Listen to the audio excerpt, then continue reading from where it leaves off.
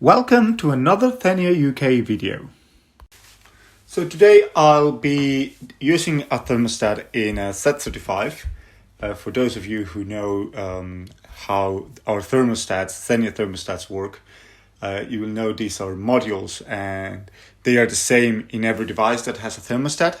So this will be the same configuration, whether it's in a Z35, in a flat display, in a flat F55, a HeatingBOX, a RailQUAD, they all have the same configuration. So I'm just going to set up one thermostat. First option we have is whether we want the thermostat to be only for heating, only for cooling, or heating and cooling. I'm just selecting heating and cooling to see all the options. The mode after programming, so after you program the device, do you want it to be in heating mode or cooling mode? Heating and cooling automatic changeover, whether you want the device to automatically change from heating to cooling, depending on temperature. So I'm just going to leave that as disabled. I just want to show you, if that's disabled, you will get here an object for the mode and an object for the status, of course. And if I enable, so if I leave it as automatic changeover, I only have the mode for the status of the mode for heating and cooling, as you can see here. So I'm just leaving that option for the user to change from heating to cooling. Whether you want to send both signals periodically. And then we go into each system configuration, heating and cooling configuration, whether you have just one system or two systems.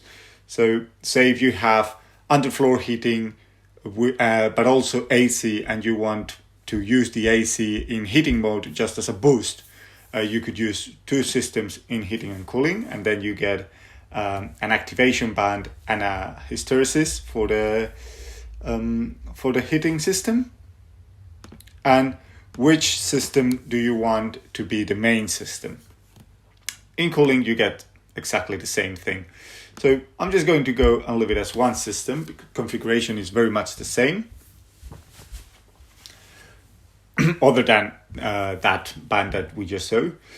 And the next thing we see is the control variables, whether you want to have one single object for both heating and cooling, in which case, if we go to the group objects, you'll see you will have this single control variable, and that's for heating and cooling. And actually, if we go to heating control and we've selected 2-point control, you will see here it's 2-point control, and it tells you select control method in system 1 heating, because you've selected to just have one object for both heating and cooling, so they have to work the same way. But I'm going to go with independent objects for both heating and cooling, and you see now I get a control variable for cooling and a control variable for heating. And if I go to heating here, I have 2-point control, and I go to cooling, I can here change this to have a different system for cooling.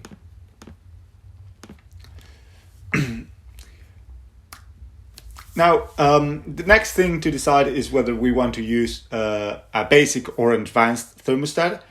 Main difference between the basic and the advanced is the use of modes in the advanced thermostat. So the advanced thermostat actually gives this set point tab here, where we can see we have the different modes, whether that's comfort, standby, economy, and we can decide whether to use relative set points or absolute set points.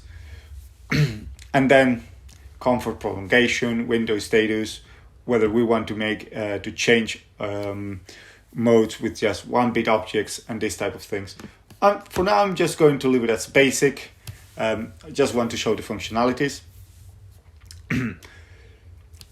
Once we've selected the basic thermostat, we have the initial set point after programming. So I'll just leave that as 22 degrees. Reference temperature, whether you want to use temperature source 1, temperature source 2, or a combination of both. So if I select just temperature source 1 and I go back to the group objects, I have temperature source 1, just one object. And if I select 50-50, for example, combination, I get these two objects for temperature source 1 and 2 and an effective temperature. So if I've selected 50-50, this will be the mean temperature between 1 and 2, or the average temperature between 1 and 2. I'll just leave that as temperature source 1. Whether we want the thermostat to be always on, so there's no option for the user to turn it on and off. It's just always on. And you will see back here there's no actually any object for turning the thermostat on and off. And if we select no, so the user can actually turn it on and off, we get the on and off object and the on and off status. So I'll just leave it like that. A startup setting on bus voltage recovery. So how do you want the thermostat to be after bus voltage failure? And you can select whether to have it off, on, or just as it was before the failure. And whether you want to send a status when the thermostat actually recovers the bus power supply or the bus power. If you select yes, you can have here a delay. This is very useful if you have, say, 5, 6, 10 devices in the same line, all of them are going to report their status when they recover. So it's good to have different delay times. So they are not all sending every single or all the status at the same time. So it's good to always leave a delay and have different delays in every device. Let's just go with no for now. Of course, you have a scene. You can configure scenes. So if you select the scenes here, you get the scenes tab here, and you can select what scene, what happens with the on-off, what happens with the heating and cooling mode, and what happens with the set point if when this scene is executed. Sorry, back to configuration. I'm just going to take out the scenes and go into the heating control and later on to the cooling control. Heating control, we can have either 2-point control. You will see actually both heating and cooling have the same configuration. And if I select PI, they both have continuous or PWM. So I'm just going to go for now for the heating. I have PI, PWM. PWM minimum time. This is usually the time the valves take to open. So if you have a PWM time of say 15 seconds, but your valves take 1 minute to open or to effectively open, then it would make no sense to send something that will open the valves for 15 seconds many times. So here you can select that minimum time, and also what to do when the switching time is lower than the minimum. So you have a PWM time of say 15 seconds and your minimum time is 30 seconds. What do you want to happen? Do you want to keep the control signal in 15 seconds, which would be this option here, or do you want to switch the control signal to 30 seconds? So even if the PWM time was 15-20 seconds, it will never be less than 30. Unless, of course, it's 0, in which case it will be off.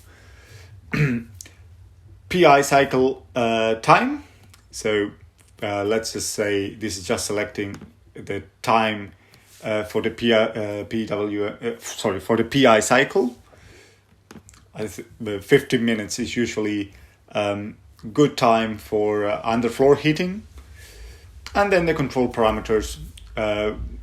Here you can find some of the most common systems, but of course this is these values are not always the same and depend on each project. So you have warm water, floor heating, and this actually means it takes 240 minutes, so 4 hours to heat up 5 degrees. And if none of them actually match your installation, you can always select advanced. and select your proportional band and your integral time.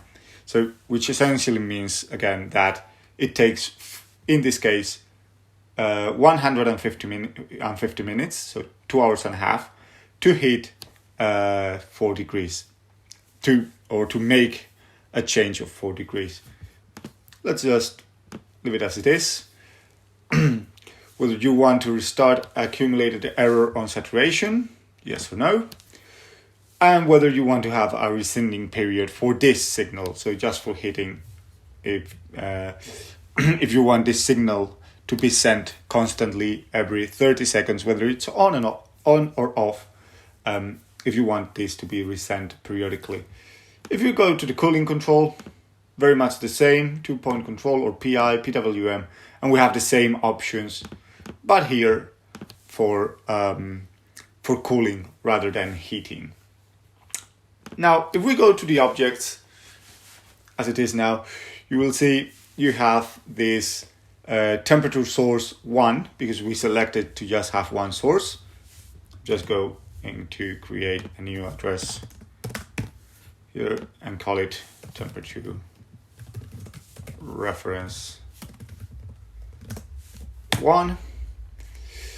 And please note, if you are willing to use the temperature probe in the device, you have, or if the device has a temperature probe, which is the case of the Z35, you can of course use that same temperature, and all you have to do is link the temperature sent by the device, internal temperature probe here, with the temperature source 1. Window status, if you want to have window control, I'm going to leave that unlinked. Set point, so the set point input on, let's just go here and put set point control. Set point status, so again, set point status. So when the device receives a set point from any other device, a BMS, a central control panel, the controls in the device itself, it will report the status. Heating and cooling mode. So I'm just going to run the heating and cooling mode. And again, heating and cooling mode status. On off for the thermostat. On off for this, status of the on off. Control variable for heating and cooling, and you will see here, even though we've selected PWM, so that's a 1-bit control signal, on, off, open, close, however you want to call it, you will also get the value of the PI control continuous. How PWM works, or PWM, what the PWM means, it actually means on a PI control where you get just to make an easy example, if you have a PI control of 10 minutes and the value of that PI control, so this control variable is 10%, for example, which in a 3-point valve would actually open the valve to a 10% value. In PWM, what we are doing is we are translating that 10% into time. So we have a PI cycle time of 10 minutes, and we want to open the valve for 10% of that time, because the valve is not 3 points, the valve is open close. So what we do is, okay, we have a 10% PI output, and what that means in a 10-minute PI cycle, that means the valve has to be open for 1 minute. So the thermostat will send open at the beginning of the cycle, and after 1 minute it will send close. If we have a 50%, it will send 1 minute, open at the beginning of the cycle, and after 5 minutes, 50% of that cycle, it will send the close or off, or however you call that, depending on whether it's a valve or whatever it is. So, well, we can just put here cooling control variable in percentage, have here heating control variable in percentage, cooling control variable PWM, so this is 1 bit, open close, and the same thing for the heating. Sorry, I just missed that one. That would be cooling.